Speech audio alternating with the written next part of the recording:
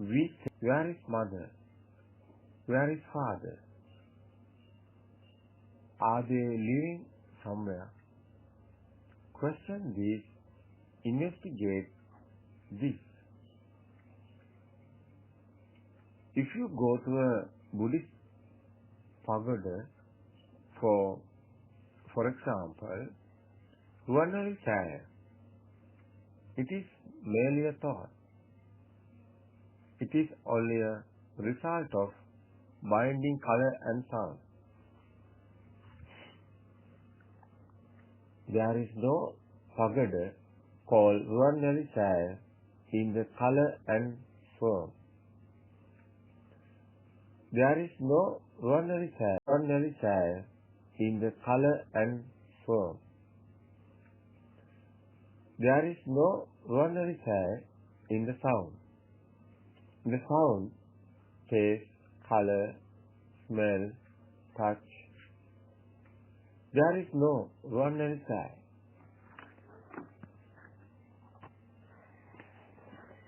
Even if you stand near Ruwanali Saya, it is merely a thought. Every time we are dealing with thought, we are doing business with thought. We sense colors through the eye, sounds through the ear, taste through the tongue, smells through the nose, and heat, cold, soft, and hardness through the body. How can you create a thing out of these sensory sparks? Is it real or your own mental fabrication? You go to Ruwanali Saya. If you make an imaginary existing thing by binding colors and sounds called Ruwanali Saya, what we can say, you are fallen to lower realm. You are caught up in the illusion. How can we expect you to reach a higher realm? Here, instead of removing the individuality or Atmiya Bhava, you have reinforced the Atmiya Bhava. We explained earlier that if you see things outside, then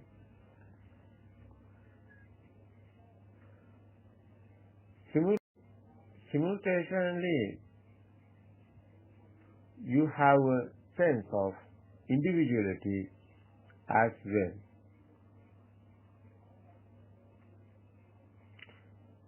Can you see how subtle this pointing?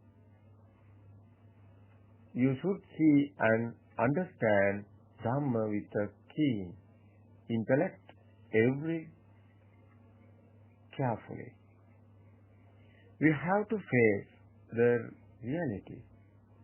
The reality, the truth is, Ruwanali Saya never came through our eyes. Ruwanali Saya never came through ear. You created Ruwanali Saya just like how you make mother by binding color and sound. In reality, Ruwanali Saya is a mental construct.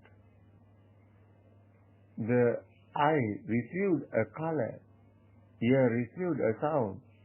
The eye never received Ruwanali Saya. ear never received ordinary sad.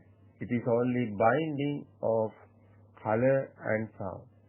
The result is a thought projected out as an existing thing called here as ordinary sad. When we see the truth, we cannot be in anusate. The anusate means going along with mundane religion beliefs, rites and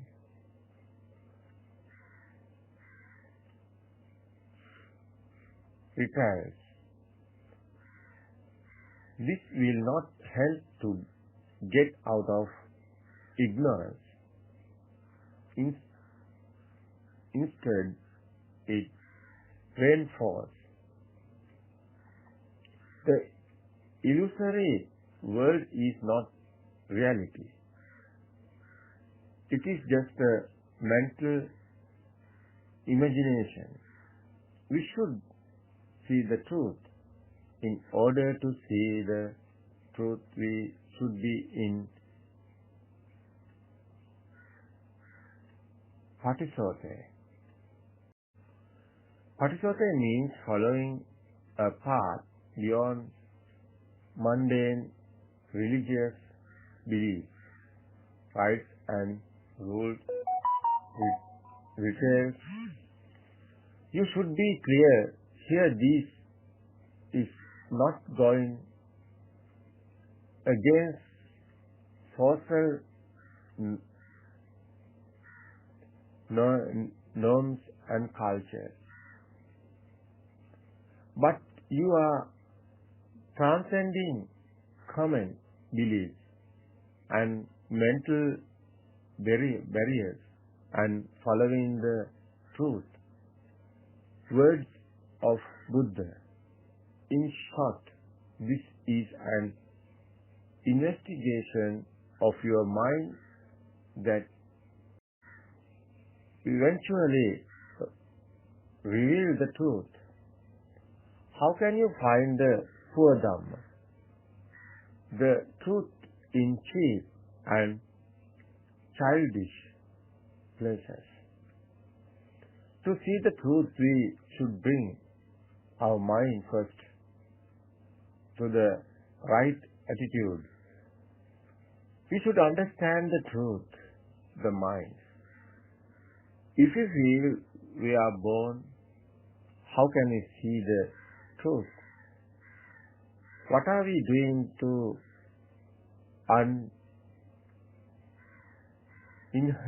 inherit birth?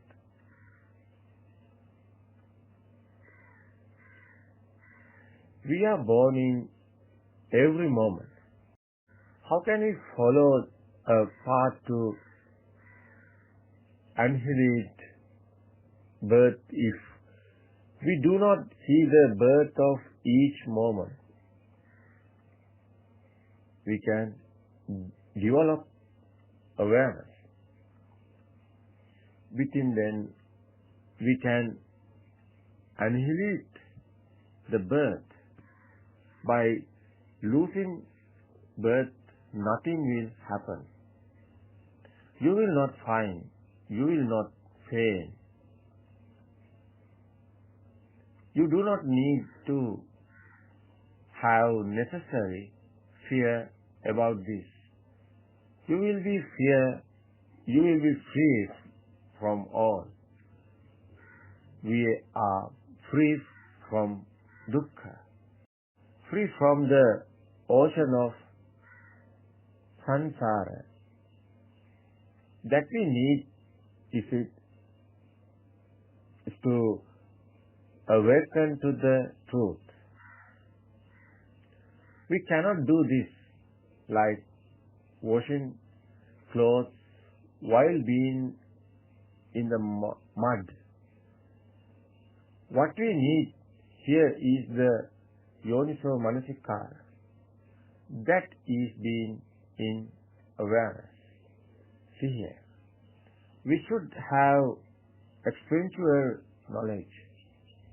How it is like if we are not deluded by this imaginary world, then we come to Kusala Upasampada. For that, we do not need to do anything special. Being aware is not a doing. It is only an understanding of Dhamma. We should know here understanding Dhamma is not acquiring bookish knowledge or intellectual knowledge. It is a constant contemplation, constant remembrance, constant inquiry and analysis of what you have heard from your special spiritual teacher, and then applying and seeing it in day-to-day living. It is important to contemplate and hold on to the Dhamma you have heard. You have to question and inquire using intellect. Then you will develop Dhammatthiñāna. When you have developed Dhammatthiñāna, the bodily pain similar to that patient. In the mind, patient monk felt will not become prominent.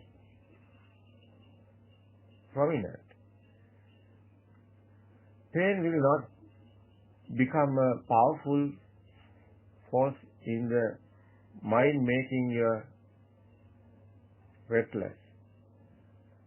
Your body will still sense the pain, but importantly, it has not become a mental suffering or dukkha. You will not undergo mental suffering besides the pain that is felt by the body. There is no dukkha in the mind. He is free from mental dukkha. Once Arhat monk had told his disciple monk to drop off his body into the backyard. That monk is indifferent to his body. He sees the reality within. He knows in reality the body does not exist. He knows life could end soon. He knows there is no living entity within. The body is just like a log. No point in being a burden to anybody.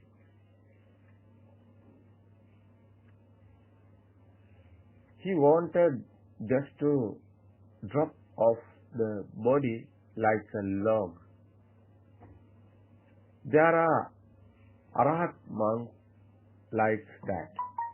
Even today they are living, otherwise we do not talk like this. We ask, where you know? Where are you know? We ask this from everybody. We ask those who listen to this talk, when are you going to realize the truth? You need present determination, that is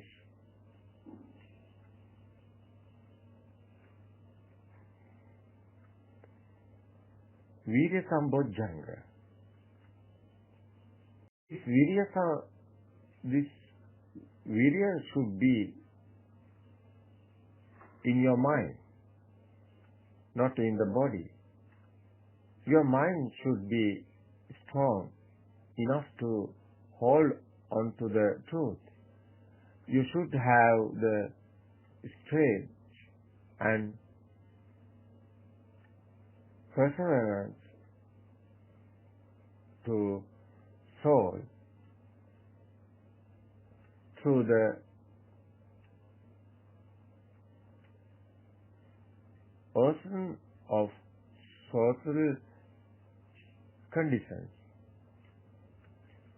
beliefs and concepts without being caught up with the ignorant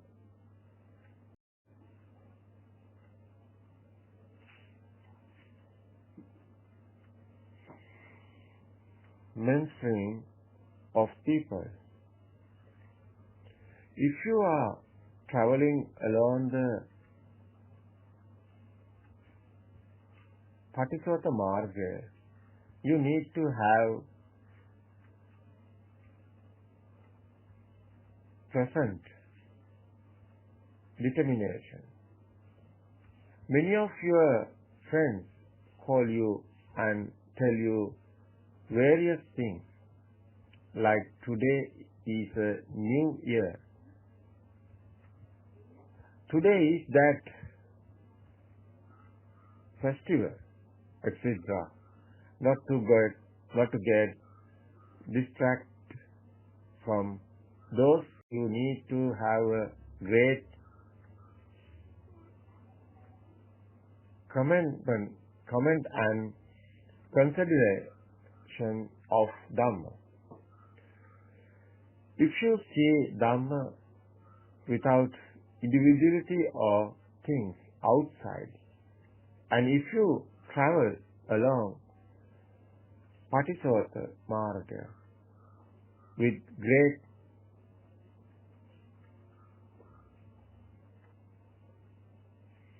perseverance,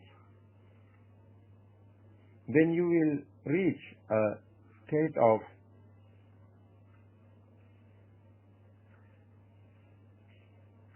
indifference to the world. As a result, happiness image. This is the reason for equanimity. When you are indifferent to the world completely, then there is animitta samadhi.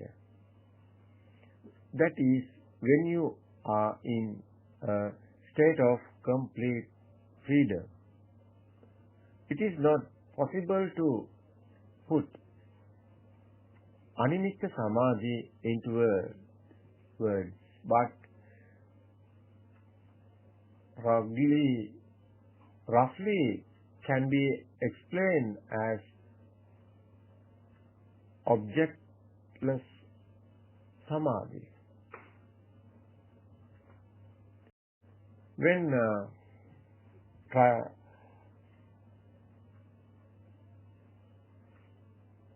Bojjhanga Dhamma was explained to patient monks, how did they free from suffering? If there is no body, no living entity within the body, why do you suffer?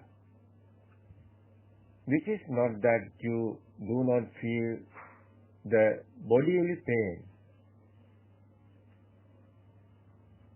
but you are not overpowered by the pain. You do not pay attention to the pain. You are indifferent to the pain.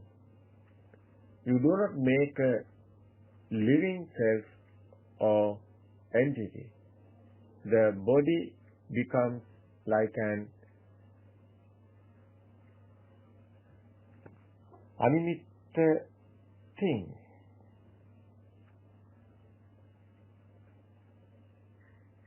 Inanimate thing.